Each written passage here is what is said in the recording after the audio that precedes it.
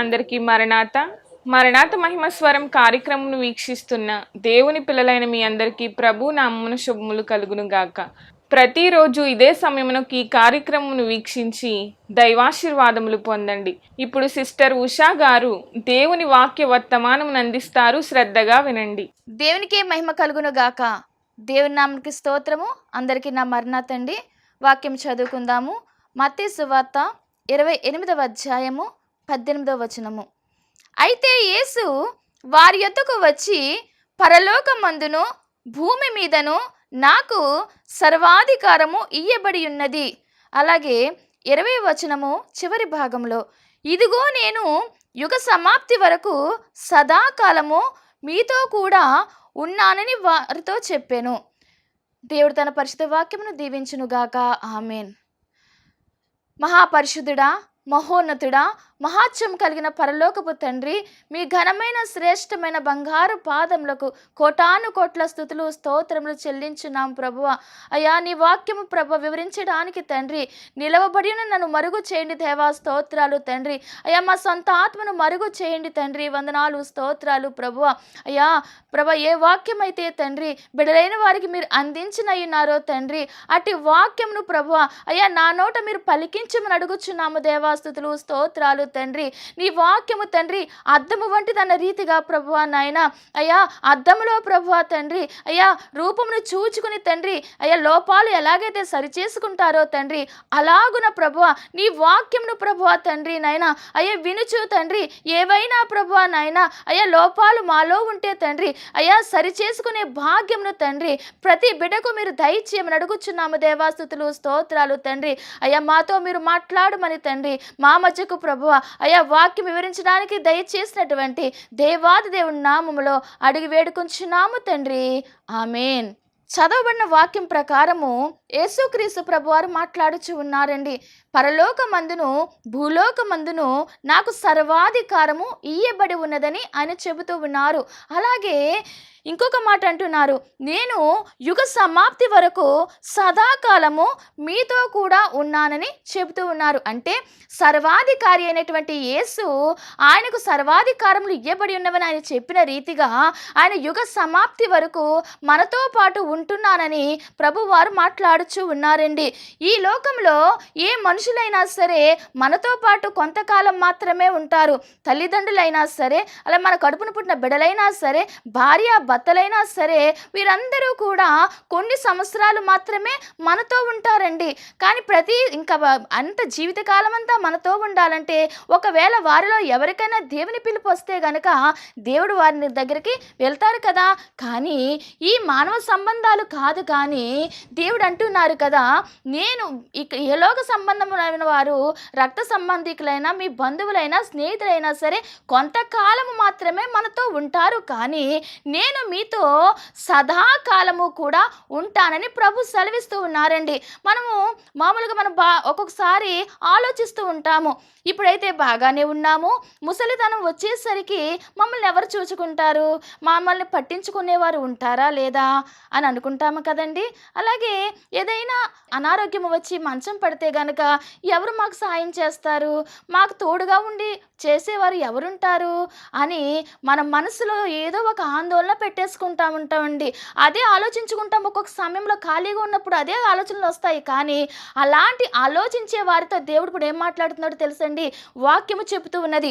మత్తయి సువార్త 10వ అధ్యాయము 29వ వచనంలో చూస్తే, 2 పిచ్చుకలు కాసుకు అమ్మబడును గదా, అయినను మీ తండ్రి సెలవు లేక వాటిలో ఒకటైనను నేలన పడదు. చూసారా, 2 పిచ్చుకలు కాసుకు అమ్ముడైపోతాయి. అంటే వీటి ధర ఎలా ఉంది, చాలా స్వల్పంగా ఉన్నది. ఈ ప్రాణులు ఎలాంటివండి, చాలా అల్ప ప్రాణులు.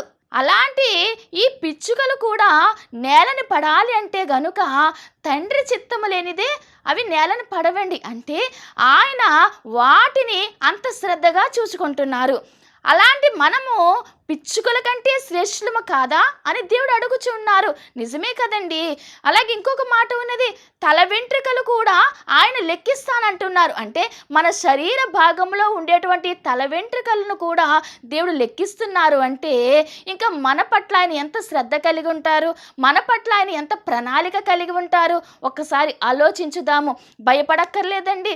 ఎందుకంటే ఆయన సదాకాలము కూడా నేను నీతోనే ఉంటానని దేవుడు సెలవిస్తూ ఉన్నారు. కాబట్టి ఈ పిచ్చుకల కంటే శ్రేష్ఠులుగా మీరున్నారని దేవుడు చెబుతూ ఉన్నారు. ఆయన విలువ పెట్టి కొనబడిన వారం మనము. ఏ విలువ అండి? ఆయన తన సిలువలో రక్తాన్ని మన కోసము ధారలుగా కార్చారు కదండి. ఆ రక్తముల ద్వారా మనము చేసిన పాపానికి విముక్తిని దయచేశారు కదా. మన పాపానికి ప్రాయశ్చిత్తార్థ బలిగా ఆయనే బలైపోయారు కదండి. ఆయన ఎందుకోసం అంతగా ఆయన మన కోసము తగ్గించుకున్నారంటే ఆయన మనల్ని అంతగా ప్రేమించారు కాబట్టి. అందుకు ఈ మన పట్ల ఆయన ఇంకా చాలా శ్రద్ధ కలిగి ఉంటారు. నిన్ను నన్ను కూడా సంరక్షించే బాధ్యత దేవాది దేవుని మీద ఉన్నది. కాబట్టి మనం భవిష్యత్తు రోజులలో మన పరిస్థితి ఏంటి అని మనం బాధపడక్కర్లేదండి. రేపటి గూర్చిన చింత వద్దు నీకంటున్నాడు దేవుడు. మనం ఎలాగున దేవునితో సహవాసము చేయాలి, దేవుని దగ్గరికి మన ఆత్మ ఆయన దగ్గరికి ఎలా చేరుతుంది, మనం నిష్కలంకమైన వారముగా మనం ఉంటున్నామా లేదా అని మాత్రము మనం ఆలోచించుకోవాలి. కానీ రేపటి గురించిన చింత మనం పడాల్సిన అవసరం లేదు. అలాగే యెషయా గ్రంథము 43వ అధ్యాయము 1 నుంచి మనం చూస్తే గనుక దేవుడు అంటున్నారు కదా, నేను నిన్ను పేరు పెట్టి పిలిచి ఉన్నాను. చూడండి, చక్కని మాట అండి. నేను నిన్ను పేరు పెట్టి పిలిచి ఉన్నాను. ఇంకొక మాట, నీవు నా సొత్తు అంటున్నారు. తర్వాత వచనంలో చూస్తే, నీవు జలములో పడి దాటునప్పుడు నేను నీకు తోడై ఉంటానంటున్నారండి. పేరు పెట్టిన పిలిచిన దేవుడు ఆయన మనల్ని అంగీకరించుకున్నారు. ఇప్పుడు మనము జలములలో పడి దాటుతూ ఉంటే ఆయన మనకి తోడై ఉంటానని దేవుని వాక్యము సెలవిస్తూ ఉన్నది. ఎర్ర సముద్రములోని ఇశ్రాయేలీయులు ప్రయాణం చేస్తున్న సమయంలో ఐగుప్తు దేశం నుంచి వారు వస్తూ ఉన్నారండి. వస్తూ ఉన్న సమయంలో ఎర్ర సముద్రము ముందర కనపడుతూ ఉన్నది. వెనక చూస్తూ ఉంటే గనుక ఫరో సైన్యము తరుముతూ ఉన్నదండి. ఇక అక్కడ ఉన్న ఇశ్రాయేలీయుల వారికి ఎంతో భయం పుట్టేసింది కదా. ఎటు వెళ్ళాలో తెలియడం లేదు. ముందు చూస్తే ఎర్ర సముద్రము, వెనక చూస్తే ఫరో సైన్యము. ఏం చెయ్యాలి, మా పరిస్థితి ఏమిటి అని చెప్పి వారు చాలా భయాందోళనకు గురైపోతున్నారు. అప్పుడు మోషే గారు అంటారు కదా, మీరు ఊరకనే నిలిచి చూడండి అన్నారండి.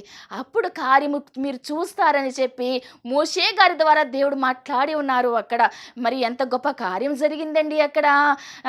ఆ సముద్రం నీళ్ళన్నీ కూడా వీరు అడుగు పెట్టేసరికి ఎలా ఉన్నవండి, మొత్తం అంతా కూడా ఆరిన నేలగా చేసేసాడు దేవుడు. ఆయనకు అసాధ్యమైనది ఏదైనా ఉన్నదా? అందుకే యెహోవాకు అసాధ్యమైనది ఏదైనా ఉన్నదా అని వాక్యం సెలవిస్తూ ఉన్నది. కాబట్టి ఆ నీటిని కూడా పెద్ద సముద్రము, కానీ వీరు నడవడానికి వీలైన రీతిలో ఆ సముద్రాన్నే మార్చేశాడు కదా దేవుడు. 2 పాయలుగా ఆరిన నేలగా చేసేసాడు కదా. అందుచేత దీన్ని బట్టి మనం ఆలోచించాల్సింది ఏమిటంటే, మనము జలంలో పడి దాటినప్పుడంటే మన జీవిత కాలంలో ఏదో ఒక శోధన మనకు వెంటాడుతూనే ఉంటుంది. కానీ వాటి నిమిత్తము మనం బాధపడక్కర్లేదు. వాటి నిమిత్తము మన కంగారు పెట్టేసుకొని మనం అస్వస్థతలు తెచ్చేసుకోక్కర్లేదండి. దేవుడున్నాడు. ఇక్కడ మోషే ఏం చెప్పాడు, మీరు ఓరకనే నిలుచుండి చూడండి, దేవుడు చేసే కార్యం మీరు చూస్తారని చెప్పాడు. అలాగుననే మనమును కూడా ఓరకనే నిలుచుండి దేవుని స్తుతిస్తూ ఉంటే గనుక ఎలా వచ్చిన శ్రమ అలాగే బయటికి వెళ్ళిపోతుంది. నీవు శ్రమలో నుంచి నీవు తప్పించుకునే మార్గము కూడా దేవుడే చూపిస్తారు. కాబట్టి మనము ధైర్యముగా ఉండాలని దేవుని వాక్యము సెలవిస్తూ ఉన్నది. అలాగే తర్వాత లైన్లో చూస్తే, నదులలో పడి వెళ్ళినప్పుడు అవి నీ మీద పొర్లి పారవు. ఇంకోటి ఏంటండి, నదుల్లో పడి నువ్వు వెళ్తుంటే అవి నీ మీద పొర్లి పారవండి. మరి నోవహు జలప్రలయ కాలమును మనం గుర్తు చేసుకోవచ్చు. ఇప్పుడు అక్కడ అందరిలో కూడా నీతిమంతుడుగా ఉన్నటువంటి నోవహును దేవుడు ఏర్పాటు చేసుకొని ఓడను తయారు చేయమని చెప్పారు కదా. ఇక్కడ నేను ఈ సృష్టిని నాశనం చేసేద్దాం అనుకుంటున్నాను, నీతిమంతుడుగా నీవు కనిపిస్తున్నావు కాబట్టి ఇదిగో నీవు ఓడను తయారు చేయి, నీ కుటుంబీకులు అందరూ కూడా అందులోకి ఉండడానికి, అలాగే కొంత జీవరాశులు వారు రెండేసి చొప్పున నీవు అందులోకి తీసుకుని రావాలని కొన్ని నియమాలు దేవుడు చెప్పి ఉన్నారు. ఈ ఓడ తయారు చేస్తున్నప్పుడు ఎన్నో సంవత్సరాలు ఈ ఓడను తయారు చేశారు నోవా గారు. అప్పుడు ఎంతమంది చూసి ఉండొచ్చండి, ఎంతమంది అడిగి ఉంటారు, ఏంటి ఈ ఓడ ఇప్పుడు చేస్తున్నామని అడగొచ్చు కదా. అప్పుడు నోవా గారు ఇవన్నీ చెప్పొచ్చు కదా వారికి. అప్పుడు చెప్పినప్పుడు వాళ్ళందరూ వినే ఉంటారు, కానీ విన్నవారు మేము కూడా వస్తాము అన్న మాట ఎవరు అనలేదు కదా. అక్కడ ఎవరు మట్టికి వారు విన్నారు, వెళ్ళిపోయారంతే. కానీ నోవహును బట్టి అతని భార్య విధేయురాలుగా ఉండి భార్య వెళ్ళినది, అలాగే తన కుమారులు తన కోడండ్లు కూడా ఆ ఓడలో ప్రవేశించారు. తరువాత 40 రేయింబగళ్ళు ప్రచండ వర్షం వచ్చేసినదండి, భయంకరమైనటువంటి వర్షము. అలాగే ఆకాశపు తూములను దేవుడు ఇప్పేశారు. ఇంకా ఆ నీరు జల ప్రవాహంలా ప్రవహిస్తూనే ఉన్నది. ఎంత ఎత్తుందో తెలుసండి, ఇంచుమించు 15 మూరలు ఎత్తు వచ్చేసిందండి. అంటే కొండలు కూడా మునిగిపోయాయి. అంత భయంకరమైన నీటి ప్రవాహం ఉంటే ఈ ఓడ ఆ నీటి మీద తేలుతూ వెళ్ళిందే కానీ గాలివానకు కానీ ఆ నీటి ప్రవాహానికి కానీ ఈ ఓడ కొట్టుకుపోలేదు కదా. స్థిరముగానే ఆ ప్రయాణం చేస్తూనే ఉంది కదా. దేవుడు చూపించిన మార్గం వైపే ఆ ఓడ వెళ్తూ ఉన్నది. ఈ అలసడికి కూడా ఓడలో ఎవరు ఏమీ భయపడకుండా ఆ ఓడంతా కూడా దేవుడు తన కంచెను కావలిగా ఉంచాడండి. సజీవముగా వారు ఉండగలిగారు. వారి యొక్క విధేయతను బట్టి మనము చూడాల్సిన వారమై ఉన్నాము. దేవుడు రక్షించుకున్నారు.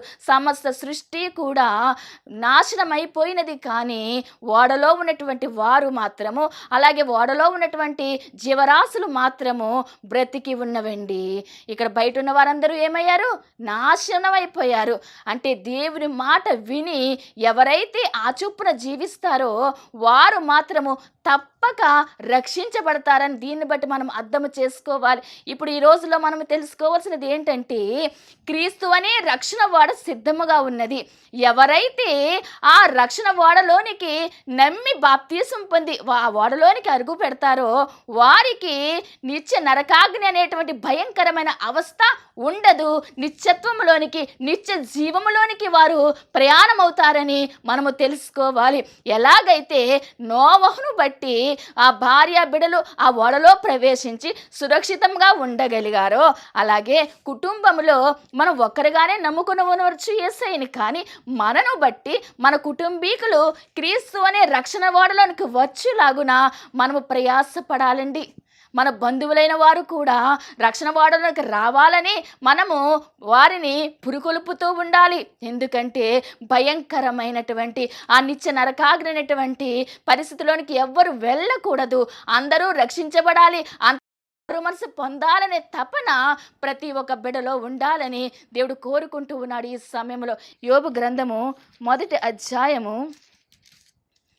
10వ వచనము, నీవు అతనికిని అతని ఇంటి వారికిని అతనికి కలిగిన సమస్తమునకును చుట్టూ కంచె వేసితివి గదా అని సాతాను దేవునితో మాట్లాడుచూ ఉన్నాడు. ఏమనండి, భూమి మీద అటు ఇటు తిరిగి వచ్చానని సాతాను చెబితే దేవునికి, మరి నీతివంతుడు సత్యవత్తనుడు యథార్థపరుడైనటువంటి యోబుని చూచావా నీవని దేవుడు ప్రశ్నించాడు. అప్పుడు అంటుంది కదా, యోబు చుట్టూ నువ్వు కంచె వేశావు కదా, ఇంకా నేను యోబు దగ్గరికి వెళ్ళి యోబుని ఎలా నేను కదల్చగలను? యోబు అన్ని విధాలా ఆశీర్వదించబడ్డాడు నీ కంచె ఉన్నది కాబట్టి. అంటే అక్కడ యోబుని శోధించడానికి, యోబును ఉన్నటువంటి విశ్వాసమును సాతాను అర్థము చేసుకోవడానికి అక్కడ యోబు యొక్క కంచెను దేవుడు తీయడం జరిగిందంటే, ఆయన గుప్పిలలో నుంచి ఆయన కంచె ఆయన తీస్తేనే కానీ సాతాను కూడా మన దగ్గరికి చొరబడలేదండి. ఆయన ఇష్ట ప్రకారము ఆయన కంచెను తీశారు. కానీ యోబుని కంచె తీసినా కూడా దేవుడు తోడుగానే ఉన్నాడు. ఎందుకంటే ఏదైనా శ్రమ వచ్చిందనుకోండి, ఆ శ్రమతో పాటు దేవుడు నీ దగ్గరికే వచ్చేస్తున్నాడు, నీతోనే దేవుడు సహవాసము చేస్తూ ఉంటాడు. కాబట్టి ఆ యోబును దేవుడు విడిచిపెట్టలేదండి. ఒళ్ళంతా కూడా భయంకరమైన అనారోగ్యం వచ్చేసినా కూడా యెహోవా ఇచ్చెను, యెహోవాయే తీసుకునన్నాడు కానీ దేవుడిని మాత్రం దూషించలేదు, ద్వేషించలేదు. అందుకే గొప్ప ఆశీర్వాదాలు పొందుకున్నాడండి. దేవుడు ఆ శ్రమ పెట్టడానికి దేవుడే ఒప్పుకున్నాడండి. అలాగే ఒకవేళ మనకి ఏదైనా అనారోగ్యం కలిగి ఉండవచ్చు, మనం దేవునితో సహవాసం చేస్తుండవారమే కావచ్చండి. కానీ ఒక్కొక్కసారి దేవుడే పరీక్ష పెడతాడండి, పరిశోధిస్తాడు నిన్ను. నీవు నిలబడతావా లేదా, నీవు ఎలాగున ఎంత విశ్వాసం కలిగి నీవు నిలబడతావు ఆయన చూస్తూ ఉంటాడు. మరి ఒక విషయము యోబు గ్రంథంలో రాయబడి ఉంటుంది, వ్యాధి చేత మంచం ఎక్కుట వల్ల శిక్షణము పొందినను రాయబడి ఉంటుంది. అప్పుడు వారు దేవునితో ఇంకా కలిసి దేవునితో సహవాసము చేస్తూ ఉంటారు. వారి దేహం ఎలా మారుతుందంటే బాలుర మాంసము లాంటి శక్తి, అంతకన్నా ఎక్కువ శక్తి వారు పొందుకుంటారని వాక్యములో రాయబడి ఉన్నది. అంటే వ్యాధి చేత మంచం ఎక్కడం ద్వారా కూడా ఏమొస్తుందండి, మనకి శిక్షణ వస్తుంది, ఇంకా నూతన బలం వస్తుంది మనకి. కాబట్టి ఈ సమయమున ఎవరైతే అనారోగ్యంతో ఉన్నారో దేవుడు మనతోనే మాట్లాడుచు ఉన్నారు, దేవుడు నీతోనే మాట్లాడుచు ఉన్నారమ్మా. ఎందుకంటే ఏమిటి, నేను న్యాయంగానే ఉంటున్నాను, నేను భక్తిగానే ఉంటున్నాను, నాకెందుకు ఈ అనారోగ్యం తగ్గటం లేదని నువ్వు బాధపడుచున్నావు. కానీ దేవుడు ఏమంటున్నారో తెలుసా, నూతన బలం నీకు ఇస్తానంటున్నారు, నూతన శక్తి నీకు ఇస్తానంటున్నారు. కాబట్టి నీవు ఇంకా నీ భక్తిని వదలక భక్తిలో స్థిరముగా నిలబడు, యోబును తలంచుకొని నిలవబడు. నీకు దేవుడు ఖచ్చితంగా నీ చుట్టూ ఆయన కంచెను ఉంచి ఉన్నారని నీవు మర్చిపోవద్దు. నీవు రెండంతల ఆశీర్వాదాలు పొందుకుంటావని దేవుడు వాక్యం ద్వారా నీతో మాట్లాడుచు ఉన్నారు. ఇంకా తర్వాత వచనంలో చూసుకుంటే ప్రవక్త అయిన ఎలీషాకు దేవుడు ఏర్పాటు చేసిన కంచెను గురించి మనం తెలుసుకుందామండి. ఇక్కడ మనం యోబు చుట్టూ వేసిన కంచెను చూసాము. ఇప్పుడు ప్రవక్త అయినటువంటి ఎలీషా గారి చుట్టూ దేవుడు ఏ కంచె వేశారో మనం ఇప్పుడు వాక్యము చదువుకుందాము. 2వ రాజుల గ్రంథము 6వ అధ్యాయము 14వ వచనం నుంచి మనం చూద్దామండి. 2వ రాజుల గ్రంథము 6వ అధ్యాయము 14వ వచనం నుండి. కాబట్టి రాజు అచ్చటికి గుర్రములను రథములను గొప్ప సైన్యమును పంపెను. వారు రాత్రి వేళ వచ్చి నలుదిశలను పట్టణంను చుట్టుకొనగా. ఇక్కడ 2వ రాజుల గ్రంథం 6వ అధ్యాయం 14వ వచనంలో ఎలీషా గారు ఉన్నటువంటి ప్రదేశము చుట్టూ కూడా గొప్ప సైన్యము అక్కడ ఉండడం జరిగిందండి. అయితే ఇక్కడ ముందు నుంచి మనం చూస్తే అసలు ఎందుకు వచ్చారు, వచ్చిన వారు ఎవరు అని మనం ఆలోచిస్తే గనుక సిరియా రాజు ఇశ్రాయేలు దేశం మీదకి యుద్ధము చేయాలని చెప్పి అనేక పన్నాగములు పన్నుతూ ఉంటారండి. ఒక స్థలముని ఏర్పాటు చేసుకొని ఆ స్థలంలో కొంతమంది దండును పెడదామని వారు మాట్లాడుకుంటారు. కొంత దండుని ఇశ్రాయేలు రాజ్యంలోనికి పంపిస్తారు ఒక చోటికి. ఈలోపు దేవాది దేవుడు ప్రవక్త అయిన ఎలీషా గారికి, ఎందుకంటే ఎలీషా గారు ఏలియా గారికి పరిచారకుడుగా ఉన్నారు, అనేకమైన అద్భుతాలు చేసినటువంటి ప్రవక్త అయిన దేవుని దగ్గర చాలా దేవుని యెహోవా దేవుని పేరట అనేకమైన కార్యములు చేశారు, ఎంతోమంది స్వస్థత కార్యాలు జరిగించారు. అలాంటి శక్తి కలిగినటువంటి ఈ ఎలీషా గారు ప్రార్థనలో గడుపుతారు కదా. ఇక్కడ ఈయన ఉండే ప్రదేశం ఏంటంటే దోతాను ఈయన ఉన్నారు, ఇశ్రాయేల్ రాజ్యంలోనే ఉన్నారు. కాబట్టి ఇక్కడ ఇశ్రాయేల్ రాజ్యం మీదకి యుద్ధం వస్తుంది. ఆ యుద్ధము సిరియా దేశపు రాజు సైన్యాన్ని పంపిస్తున్నారని చెప్పి ఎప్పటికప్పుడు దేవుడు ప్రార్థనలో ఎలీషా గారికి తెలియజేస్తూనే వస్తున్నారండి. ఆ రాజు ఏం చేసేవాడు, ఒక రోజున ఒక చోట దండు పంపించేవాడు. అప్పుడు వెంటనే దేవుడు ఈ యొక్క ఎలీషా గారికి తెలియజేసేవాడు, ఇదిగో ఫలానా సమయంలోన అక్కడ దండు వస్తున్నది, అక్కడ రాజు జాగ్రత్తగా ఉండాలని తెలియచేయమంటే ఎలీషా రాజుకు వర్తమానం పంపించేవారు.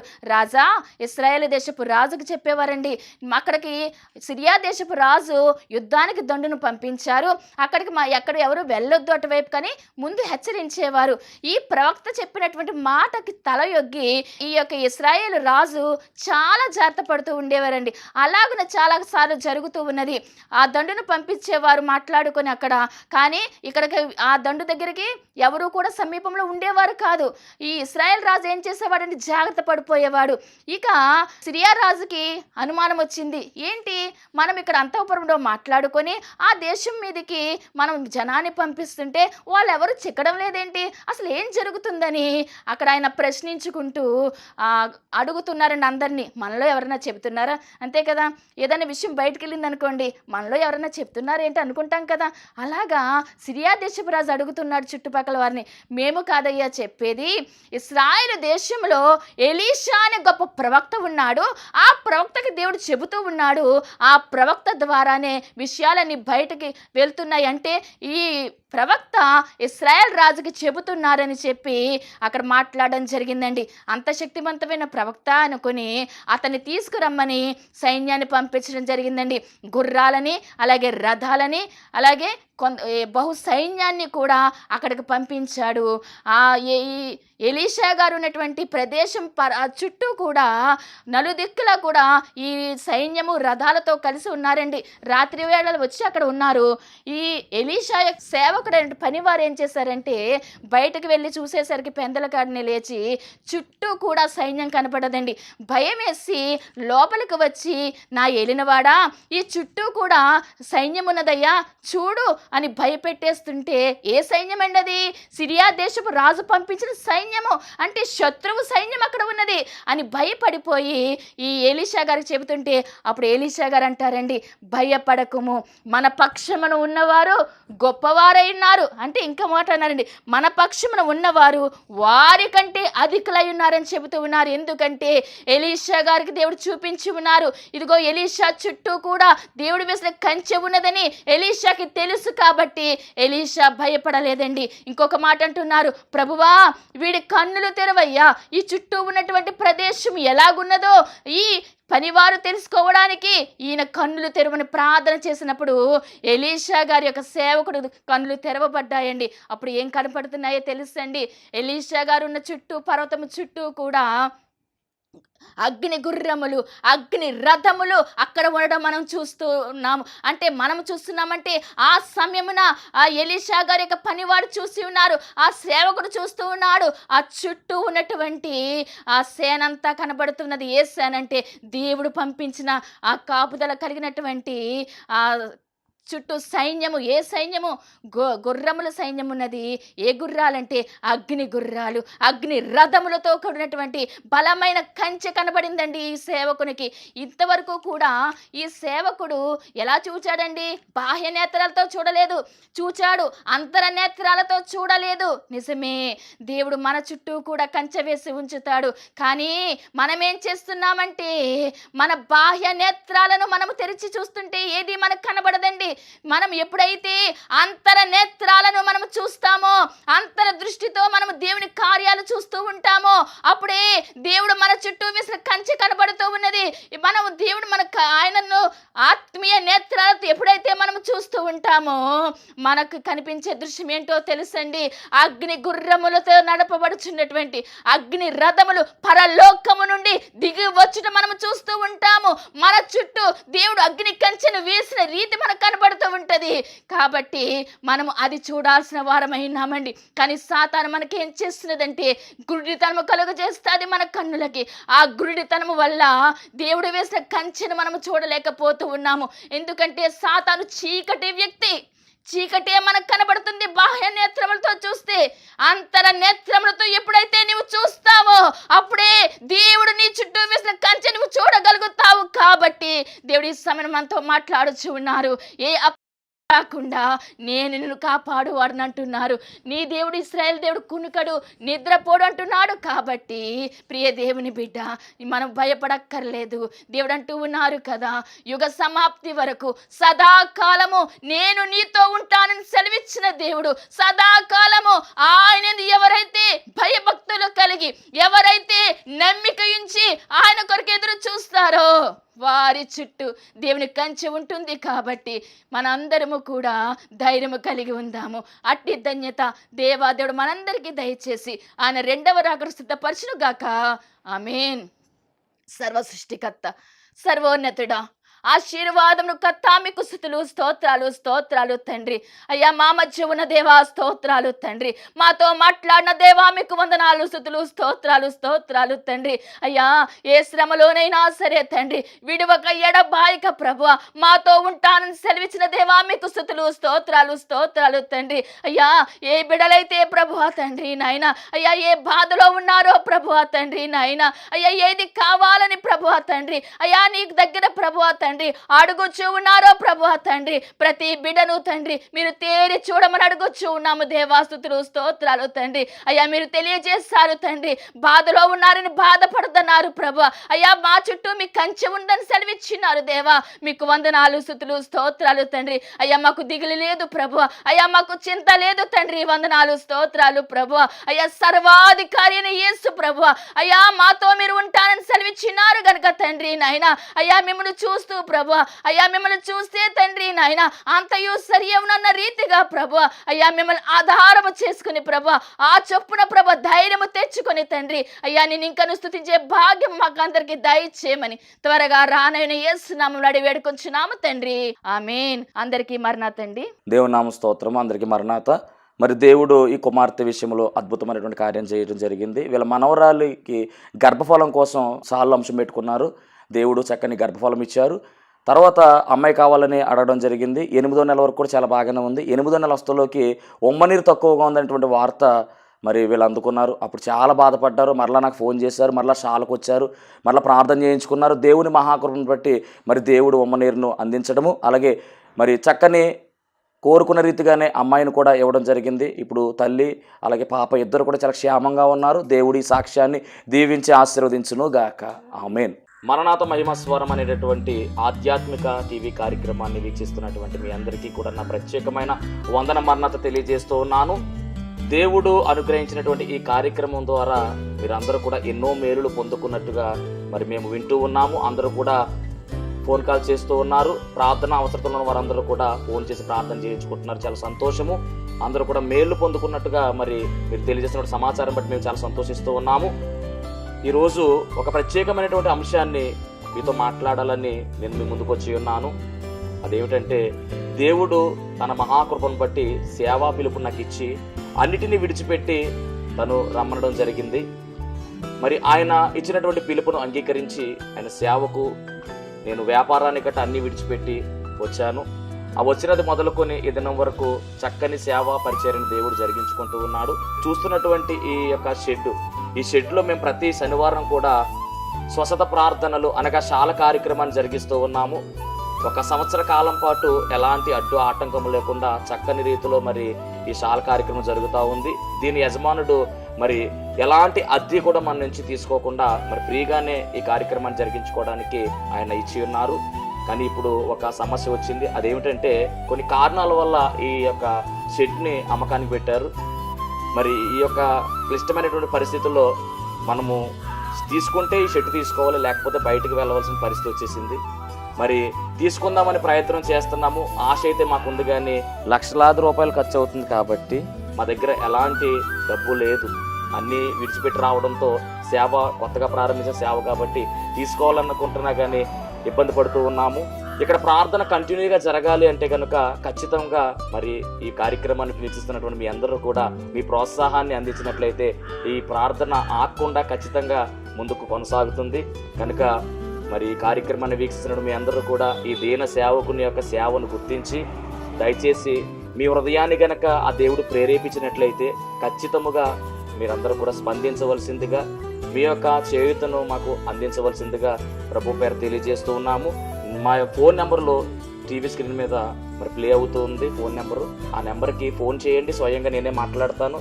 ఆ తర్వాత మరి మా ఫోన్పే కానీ గూగుల్ పే కానీ చేసి ఈ యొక్క సేవను ప్రోత్సహించవలసిందిగా ప్రభు పేరు మీ అందరికీ తెలియజేస్తూ ఉన్నాను. దేవుడు మిమ్మల్ని బహుగా ఆశీర్వదించును గాక. ఆమేన్.